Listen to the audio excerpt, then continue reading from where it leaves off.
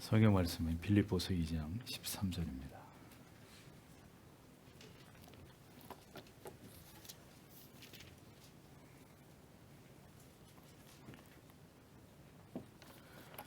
빌립보서 2장 13절 같이 읽겠습니다. 너희 안에서 행하시는 이는 하나님이시니 자기의 기쁘신 뜻을 위하여 너희로 소원을 두고 행하게 하시나니.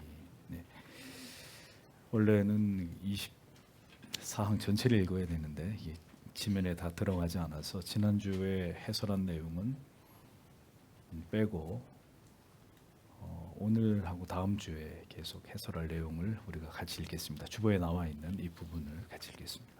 이 믿음은 사람으로 하여금 하나님께서 그의 말씀에서 명령하신 일들을 열중하게 한다. 믿음의 선한 뿌리에서 나오는 이 행위들은 모두 하나님의 은혜로 성결하게 되기 때문에 하나님 보시기에 선하며 받으실 만하다. 그래도 이 행위는 우리의 칭의를 위해 고려되지 않는다. 왜냐하면 우리가 어떤 선행을 하기 전에 이미 그리스도 안에서 믿음으로 말미암아 의롭다함을 입었기 때문이다. 달리 말하면 나무 자체가 좋지 않다면 나무의 열매도 좋을 수 없는 것처럼 더욱 그들이 선이 될 수 없다. 따라서 우리가 선행을 하지만 공로를 위해 사지 않는다. 우리가 무엇을 위해 공로를 세울 수 있겠는가? 하나님께서 우리에게 빚을 지고 있기보다 우리가 하나님께 빚을 지고 있다. 왜냐하면 우리가 선행을 하는 것은 우리 안에서 자기의 기쁘신 뜻을 위하여 우리에게 소원을 두고 행하게 하시는 이가 하나님이시기 때문이다. 기록된 말씀을 마음에 간직하자. 이와 같이 너희도 명령받은 것을 다 행한 후에 이르기를 우리는 무익한 종이라 우리가 하여야 할 일을 한 것뿐이라 할지니라. 동시에 우리가 하나님께서 선행을 보상하신다는 것을 부인하지 않으나 하나님께서 그의 선물들로 보답하는 것은 그의 은혜에 의한 것이다. 더구나 우리가 비록 선행을 한다 해도 우리는 거기에 우리의 구원을 의존하지 않는다. 우리는 우리의 육신에 의해 오염되지 않고 징벌에 해당하지 않는 단 하나의 일도 할 수 없다. 하나의 선행을 보일 수 있을지라도 하나의 죄에 대한 기억이 하나님께서 그것을 거절하기에 충분하다.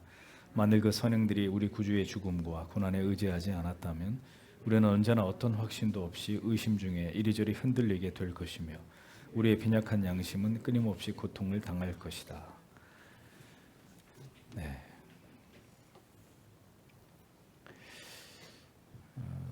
지난주에 이어서 우리의 성화와 선행 고백서의 내용에 이어서 이 부분을 해설하도록 하겠습니다. 이신칭의 은혜는 반드시 죄의 속박에서 벗어나 성화의 삶의 열매를 만들어내고 이것을 우리의 마음 가운데 소원하게 한다고 고백서가 증언을 하고 있습니다. 그러니까 옛 사람의 구습에서 벗어나서 새 사람을 입고자 하는 성령께서 주시는 거룩한 욕망을 따라서 그렇게 살아가려고 하는 것이 거듭난 사람들의 그 마음에서 생겨나는 변화라는 것입니다.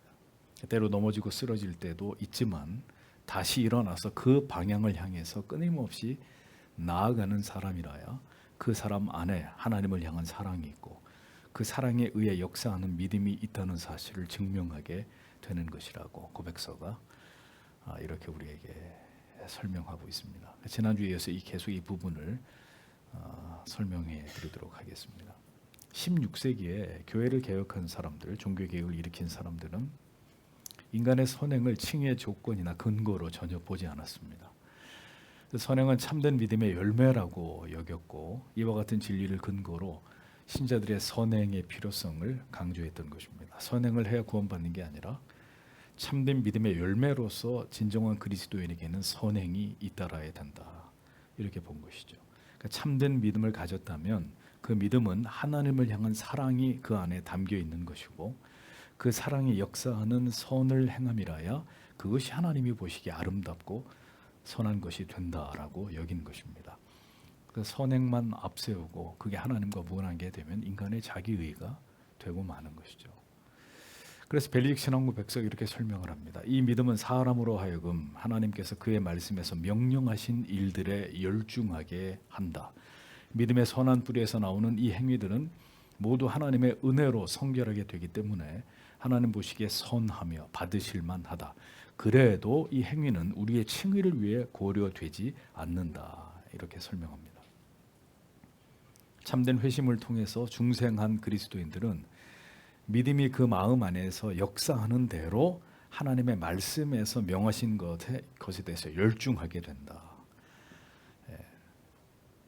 그러니까 거듭난 그리스도인의 영혼 안에 거하시는 성령은 하나님의 율례와 법도와 계명들을 절대로 가볍게 여기도록 신자가 이제 구원받았으니까 괜찮다 하면서 마음대로 방종한 삶을 살아가는 것을 절대로 허용하지 않는다는 것입니다.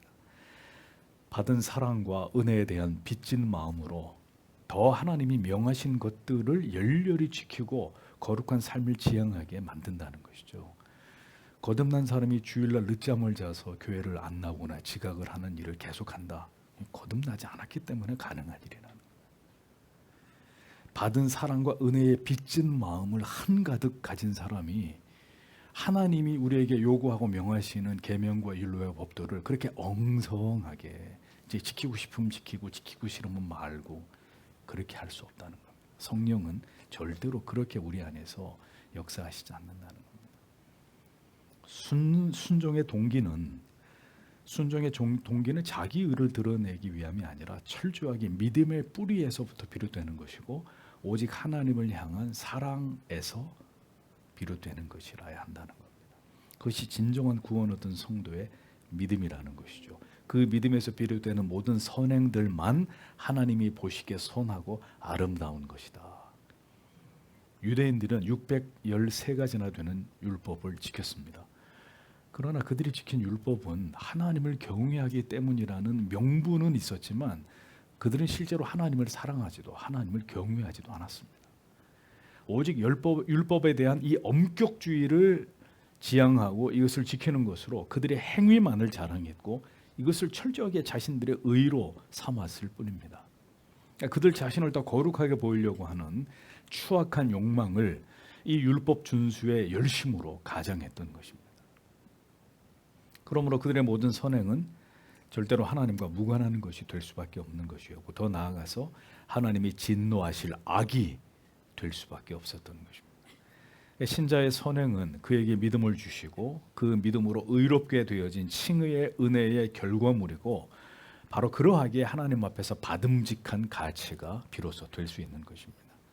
하나님의 일방적인 사랑과 그리스도의 대속하신 은혜로 우리가 구원받은 하나님의 자녀가 되었기에 우리가 행하는 모든 선행과 거룩한 삶이 하나님을 기쁘시게 하는 것이 될 수 있다는 것입니다. 하나님을 알지 못하는 자들이 세상에서 행하는 모든 선행, 도덕적이고 윤리적인 올바름은 그것은 전혀 하나님과 무관한 것이고 하나님을 기쁘시게 할 수도 없는 일입니다. 믿지 않는 자가 자기의 전 재산을 사회에다 환원을 하고 죽는단 말이죠. 그럼 그걸로 그 사람이 구원받나요? 아니라는 거죠. 분명히 사회적 관점에서는 그가 선을 행한 것이지만 그 선은 하나님이 인정하시는 선이 될 수 없는 거예요. 왜냐하면 이 모든 것은 결국 인간이 스스로 자신의 위대함을, 도덕적 아름다움을 드러내어서 그들 자신들의 전적 타락과 부패함을 덮어버리거나 상쇄하려고 하는 목적을 가지고 행하는 것이기 때문입니다. 그러니까 죄 아래에 있는 전적으로 타락하고 부패한 인간의 어떤 행위도 그것은 순수하지도 선하지도 아름답지도 않다는 사실을 우리는 분명히 알아야 하는 것이죠. 하이델베르크 유리문답 62문에서도 이 생애에서 우리의 최상의 선행조차도 모두 불완전하며 죄로 오염되어 있다라고 설명을 하고 있고 도르트 신경에서도 심지어 성도의 가장 선한 행위에도 결점들이 배어 있다라고 기술하고 있는 것을 발견할 수 있습니다. 우리가 믿음으로 의롭다함을 받은 거듭난 자녀들이기 때문에 하나님은 우리의 불완전한 선행이라 할지라도 그들이 이신칭의 은혜로 하나님이 구원으로 불러주신 자들이기 때문에 우리가 때로는 선행을 행하고 악행을 행하지만 우리가 행한 그 선행에 대해서 그것을 하나님이 인정해 주시고 기뻐하시고 받아주신다는 거예요. 우리가 하나님의 자녀라는 이 선행 조건 때문에 선의 극치를 우리의 행위로 보여주었다 하더라도 성도 여러분, 그것은 완전한 선일 수 없습니다. 다만 선이라고 여겨주시는 하나님의 은총이 우리에게 임하고 있을 뿐이라는 것을 분명히 알아야 됩니다. 오늘은 내가 열심히 어떤 사람에게 어떤 일에 대해서 선을 행하지만 내일 어떤 사람에 대해서 미움과 증오를 가졌다. 어제 한 우리의 선행이 어떻게 선행이 될 수 있겠냐고요. 이렇게 불완전한 우리 속에서 간헐적으로 드러나는 선이 어떻게 선의 극치라고 말할 수 있겠느냐. 여겨주시는 거예요. 네가 오늘은 나를 향해서 나를 바라보고 너에게 베푼 은혜의 빚진 마음으로 이런 선을 행했구나. 내일 네가 또 엎어져서 이런 죄를 저지를지라도 오늘 네가 행한 것을 내가 선행이라고 여겨주마. 그렇게 하나님이 인정해 주실 분이라는 겁니다. 그 자체가 절대로 선이 될 수 없지만 선행은 칭의의 조건이 아니라 칭의의 결과입니다. 그렇다 할지라도 그 선행이 우리의 칭의에 미칠 수 있는 영향은 전무한 것이다. 이렇게 교리가 설명을 해줍니다. 성경과 교리는 보십시오. 인간의 이 전적 무능과 부패와 타락을 숨기지 않습니다. 이거 절대로 숨기지 않아요. 인간에 대해서 아주 가혹하리만큼 냉정한 평가를 내립니다. 인간은 어떤 선도 의도 행할 수 없는 존재라는 이 진리를 신자의 영혼에 융단 폭격처럼 때리는 거예요. 계속해서 얘기하는 거예요. 아무것도 선한 게 없다. 너희가 선을 행한 것을 자랑하려고 해도 하나님은 절대로 그걸 선을 인정하지 않는다. 다만 너희가 하나님을 믿는 믿음을 선물로 받은 자이기에 너희가 때때로 행하는 선을 하나님은 그래도 선이라고 간주해 줄 따름이다. 항상 이런 입장으로 교리는 우리를 대합니다. 인간의 존재를 이렇게 대한단 말이죠. 은혜 안에 있을 때만 그나마 가치가 있는 것이고 그 외에 인간의 존재는 냄새나고 부패하고 썩어버린 존재에 지나지 않는다. 그러니까 이걸 못 받아들이면 기독교인이 될 수가 없는 거예요. 아 참나 맨날 저렇게 인간에 대해서 저렇게 저주야 뭐야 이게 혐오야 우리한테 이런 얘기만 하고 제가 그렇게 말씀드리는 게 아니라 성경과 교리가 인간의 실존에 대해서 이렇게 적나라하게 얘기하는 것입니다. 절대로 인간이 하나님을 떠나 스스로 선하다고 도덕적이라고 스스로 자신을 이만하면 괜찮은 존재라고 잘 살아온 인생이라고 여기는 것을 허락하지 않습니다. 그것은 가장 어리석은 인간이 스스로를 자위하는 수단이고 양심의 가책을 기만하려는 어리석은 자기 방어일 뿐이라는 것입니다. 평생 악하게 살아온 자가 아까 말씀드린 대로 모든 자기 재산을 사회에다 다 환원한다고 해서 하나님이 그 영혼을 구원시켜 주시느냐. 그러니까 자기 스스로 자기 자신에 대해서 참회의 수단이 될지는 몰라도 그의 죄의 한 터럭도 희게 할 수는 없는 일이라는 거죠. 그러므로 신자는 그리스도의 은혜 밖에서 자기를 드러내기 위해서 행한 모든 헌신과 충성과 봉사를 부끄럽게 여겨야 합니다. 말씀을 들으면서 내가 교회에서 행했던 모든 것이 이게 결국은 아니라고 하지만 나를 드러내기 위한 것들이었구나라고 이렇게 말씀의 찔림을 받으면 회개할 일이지 그따위 소리 하지 말라고 그렇게 화를 낼 일이 아니란 말이에요. 자기를 보이기 위해 행한 모든 가식적인 자기 의를 드러내고 다른 사람을 정죄하고 비난하기 위한 모든 선행은 그 선이 아니라 또 다른 악일 뿐이에요. 나는 이렇게 하는데 당신은 왜 아무것도 안 하시오? 선이 아니라고요. 또 다른 악이에요. 우리 안에 있는. 거듭난 그리스도인의 선의 근거를 고백서가 어떻게 설명합니까? 왜냐하면 우리가 어떤 선행을 하기 전에 이미 그리스도 안에서 믿음으로 말미암아 의롭다함을 입은 때문이다. 달리 말하면 나무 자체가 좋지 않다면 나무의 열매도 좋을 수 없는 것처럼 더욱 그들이 선이 될 수는 없다. 이렇게 설명을 합니다. 자, 그러니까 우리에게서 나타난 어떤 선행을 우리가 스스로 자랑하거나 뿌듯해할 수 없는 것은 그 모든 것조차도 예수 그리스도를 믿는 그 믿음에서 비롯된 것이기 때문이라는 거예요. 우리가 그리스도를 믿는 믿음이 온전하지 않은 가운데 회심하지 않은 자가 선을 행하게 되면 그것은 하나님과 무관한 것이고 자기를 드러내는 동기일 뿐이라 그랬잖아요. 자, 그러니까 나무가 좋으면 그 열매도 좋은 것이고 나무가 좋지 않으면 그 열매도 좋을 수 없는 것과 같은 이치라고 고백서가 이렇게 설명을 합니다. 그러니까 죄로 인해 죽었을 때 우리는 죽은 나무가 아무 열매를 맺을 수 없는 것처럼 하나님 앞에서 그 무엇도 선하고 아름다운 것이 없었던 그런 존재들이었다는 거예요. 그런데 우리가 칭의를 통해서 새 생명을 얻게 되었을 때, 새 생명 그리스도와 접붙여졌을 때 살아있는 나무가 아름다운 향기로운 열매를 맺음처럼 우리는 이제 선행의 열매를 비로소 맺게 되는 존재가 되었을 뿐이라는 겁니다. 그러므로 우리가 어떤 선을 행했다면 그것은 우리가 행한 것이 아니라 우리를 새롭게 하신 성령이 우리를 통해서 행하게 하신 결과일 뿐이라는 것을 알아야 하고 우리에게 임한 하나님의 은혜와 진리의 깨달음이 우리의 삶을 변화시켜 나아가고 있다는 것을 우리가 깨달아야 되는 것입니다.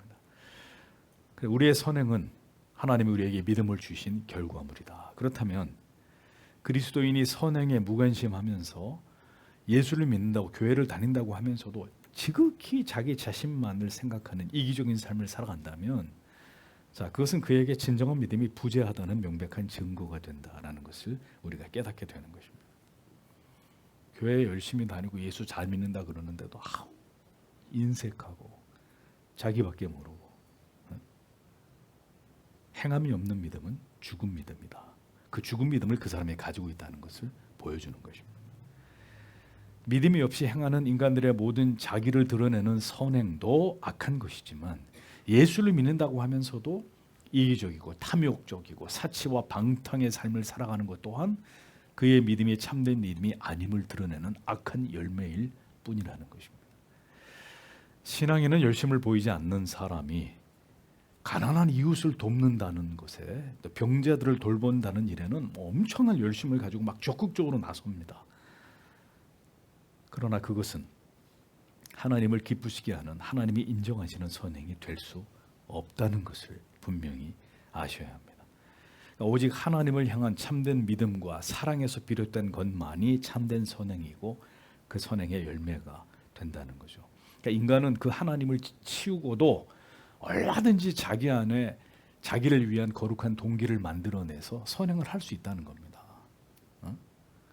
근데 그 모든 선행에 대한 모든 대가는 다 자기에게 와야 되는 거죠. 나를 알아줘야 되고 내가 이렇게 했다는 것에 대해서 사람들이 나를 칭찬해 줘야 되고, 그러니까 그것은 하나님 앞에 아무것도 될 수 없다는 거죠. 벨직 신앙 고백서는 이어서 이렇게 설명합니다. 따라서 우리가 선행을 하지만 공로를 위해 사지 않는다. 우리가 무엇을 위해 공로를 세울 수 있겠는가?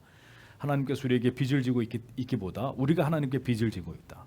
왜냐하면 우리가 선행을 하는 것은 우리 안에서 자기의 기쁘신 뜻을 위하여 우리에게 소원을 두고 행하게 하시는 이가 하나님이시기 때문이다 라고 고백하고 있습니다. 거듭난 신자로서 우리는 분명히 그 은혜에 합당한 선을 행하는 삶을 살아가야 합니다. 이것은 당연한 것이기도 하고 신자의 의무이기도 합니다. 그러나 우리가 행하는 선행조차도 우리의 공로가 될 수는 없다고 합니다. 우리는 오직 하나님께 빚진 자로서 우리가 하나님을 기쁘시게 하기 위해서 행하는 모든 선행과 주를 위한 봉사와 헌신과 충성, 이것이 바로 빌립보서 2장 13절의 말씀처럼 우리 안에서 자기의 기쁘신 뜻을 위하여 우리에게 소원을 두고 행하게 하시는 성령으로 말미암은 것이다 라는 것을 기억해야 된다는 겁니다.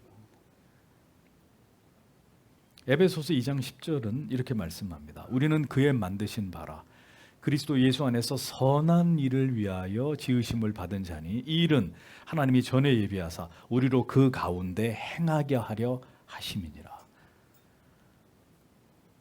그러니까 그리스도인들은 반드시 선을 행하는 자로 자타가 공인하는 이런 사람들이 되어야 합니다. 인정을 받는 게 중요한 게 아니라 우리를 아는 모든 사람들에게서 저 사람은 정말 선한 사람이다, 이런 인정을 받아야 될 만큼 선을 행하는 일에 특심을 가진 자들로 나타나야 한다는 것입니다. 왜냐하면 그것이 구원을 받은 하나님의 자녀들 영혼 안에 성령이 역사하고 계신다는 매우 명백한 증거이기 때문입니다. 우리의 마음 안에 선한 소원을 두고 행하게 하신다고요. 누구 안에서? 성령이. 하나님의 자녀들 안에서 그 일을 성령이 주도하신단 말이에요.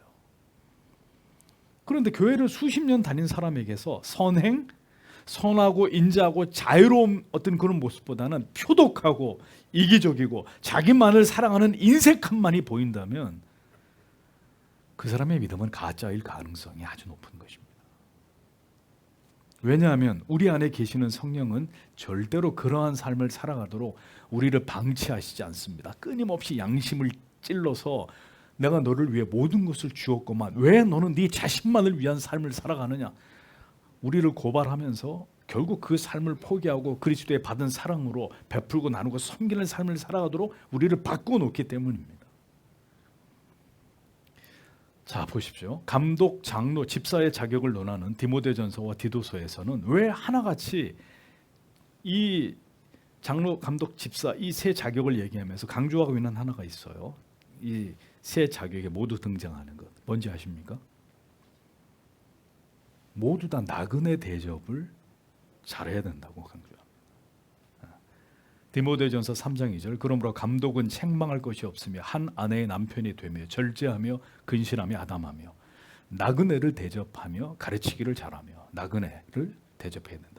6절에 또한 외인에게도 선한 증거를 얻은 자라. 믿지 않은 자들에게도 저 사람은 아주 선한 사람이야, 아주 인자한 사람이야, 아주 친절한 사람이야.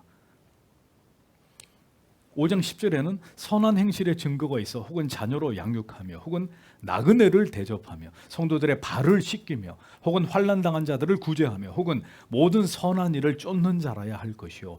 자, 디도서 1장 8절 오직 나그네를 대접하며 선을 좋아하며 근신하며 의로우며 거룩하며 절제하며 이런 말씀이 기록되어 있습니다. 자, 선행은 거듭난 그리스도인의 삶에 그가 성화되어 갈수록 그에게서 더 많이 나타나는 명백한 증거입니다. 예수 그리스도를 구주로 믿는 모든 그리스도인들은 베풀고 나누고 섬기고 대접하는 이런 사람들이 되어야 한다는 것입니다. 그 모든 행위 속에서 예수 그리스도의 사랑이 담겨 있게 되는 것이죠. 그 사랑이 드러나게 되는 것입니다. 어떤 음식, 누군가 차려놓은 어떤 음식과 요리를 보면 정말 그 음식에 예수의 사랑이, 그리스도를 향한 사랑이 담겨 있다는 게 느껴집니다. 뭐 좋은 걸 먹어서 좋다는 말이 아니라 이 아무아무개 성도님이 정말 하나님을 사랑함으로 이렇게까지 지체들을 섬기고 대접을 하는구나. 그 마음이 느껴진단 말입니다. 그러니까 모든 선행을 죽게 하듯 우리가 그런 극진한 섬김을 죽게 받은 자라는 것을 기억하면서 우리 또한 죽게 하듯 우리 모든 삶에서 아름다운 선행을 드러내는 자들이 되어야 한다는 것입니다. 주께서 우리를 섬기심처럼 하나님께서 우리를 사랑하심처럼 우리 또한 그 사랑을 입은 자들로서 하나님을 기쁘시게 하는 그 선행으로 사람들을 섬기고 베풀고 대접하고 이것을 통해 하나님의 사랑을 드러내고 하나님께 영광을 돌리는 삶을 그리스도인들이 살아야 된다는 것입니다. 그러니까 이 모든 것이 하나님을 향한 사랑과 경외의 마음에서부터 이것이 나와야 된다는 거예요. 성령의 음성에 귀를 기울이십시오. 그리고 올 한 해도 성령의 뜻에 순종하여서 성화의 아름다운 열매로서의 많은 선을 여러분들을 통해서 드러내시는 하나님의 자녀들이 되시길 바랍니다. 하나님이 모두 기억하시고 갚아주실 것입니다. 그리스도에게 빚진 것을 아는 만큼 우리는 선을 행하고자 하는 자가 될 것입니다. 그리스도의 사랑에 빚진 마음이 남보다 더 뜨거우면 그 사람은 더 뜨겁고 더 열렬히 그 사랑을 실천하는 삶을 살 것이고 이것이 희미하면 그의 삶에서 나타나는 선행의 내용도 희미해지게 될 것입니다. 그러니까 선을 행해야 된다는 강박을 내려놓고 하나님의 그 사랑을 더 깊이 체험하고 그 하나님을 향한 깊은 사랑에 더 감동되기를 기도하십시오. 그러면 그 사랑이 여러분들로 하여금 누구에게 어떤 선을 베풀어야 될지를 알려주실 것입니다. 한 해도 성령께서 우리를 통해 모든 아름답고 선한 일들을 넉넉히 감당할 수 있는 마음을 주시고 물질을 주시고 그리고 시간을 주셔서 이 모든 일을 통해서 더 주님의 교회를 아름답게 하고 하나님께 영광을 돌리는 구원받은 하나님의 자녀들이 다 되시기를 바랍니다. 기도하겠습니다.